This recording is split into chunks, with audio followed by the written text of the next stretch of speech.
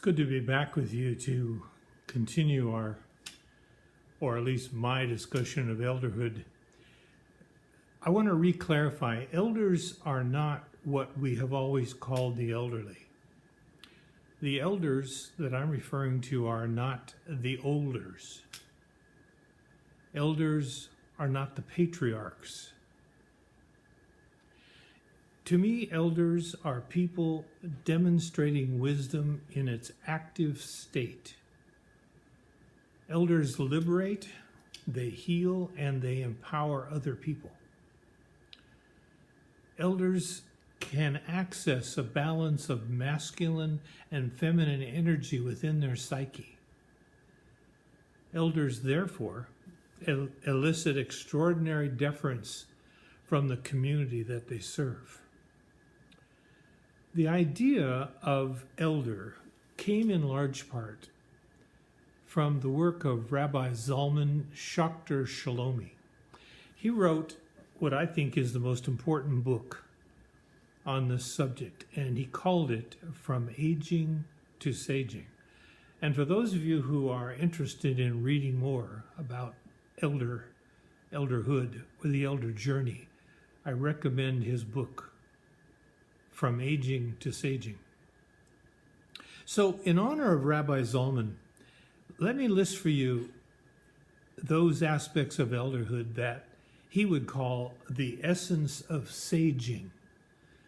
Saging is his verb for wisdom in its active state.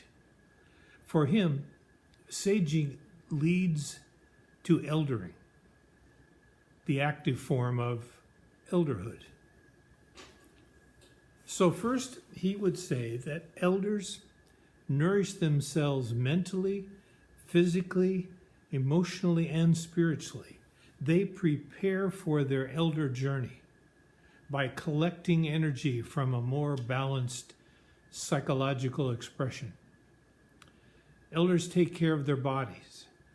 To be able to connect to those they serve, elders try to follow their feelings, their sentiments, and their intuition.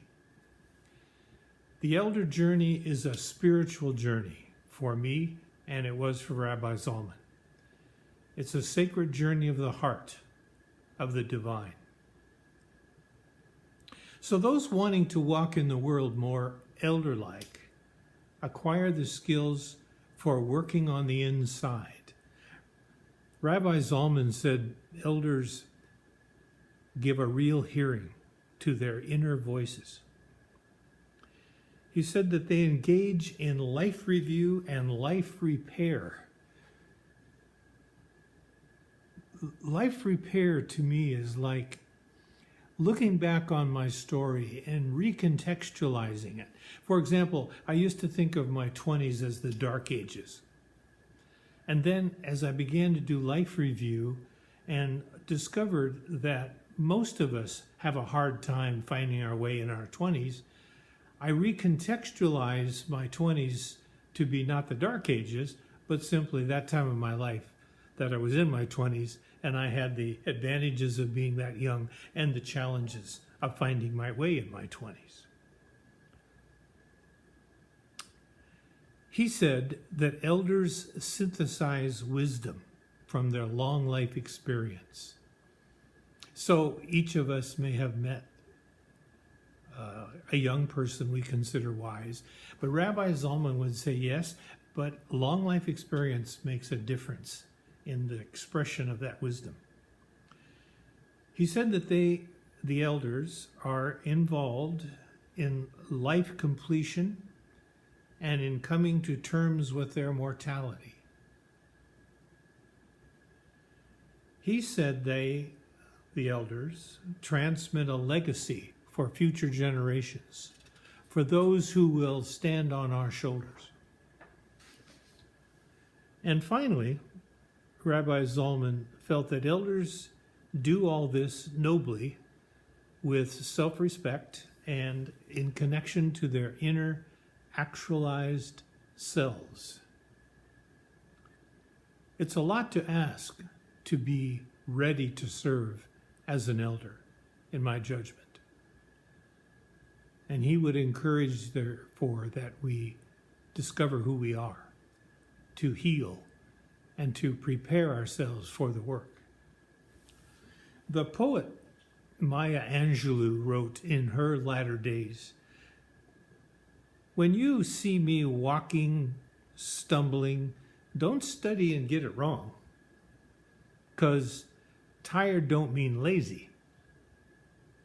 And every goodbye ain't gone. I'm the same person I was back then, a little less hair, a little less chin, a lot less lungs and a much less wind.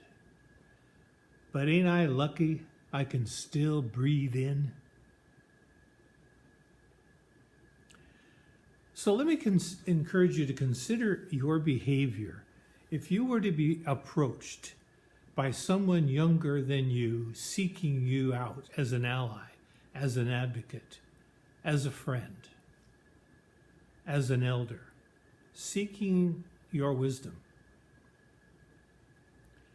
So I would encourage you to consider these issues. 1, contrast offering to the person interpretations and meanings to simply raising questions.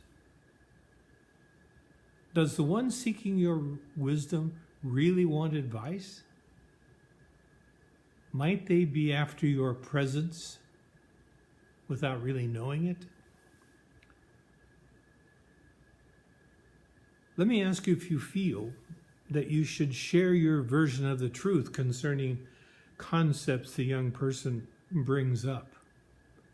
And if you do, let me ask you why. How have you made yourself accessible to this person? Accessibility is a very important word to me in my elder journey.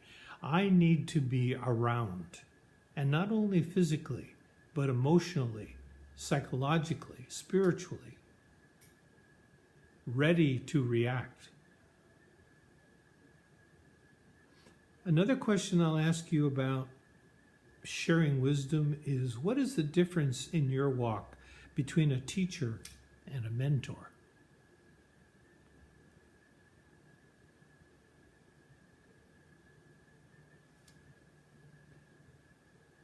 And then finally, let me I would ask you to describe how you would hope the interchange would look, the interchange between you and the person who was seeking your advocacy. And let me leave you with 3 words. It could look like affirmation. It could look like listening. It could look like you simply raising questions. Have a good day.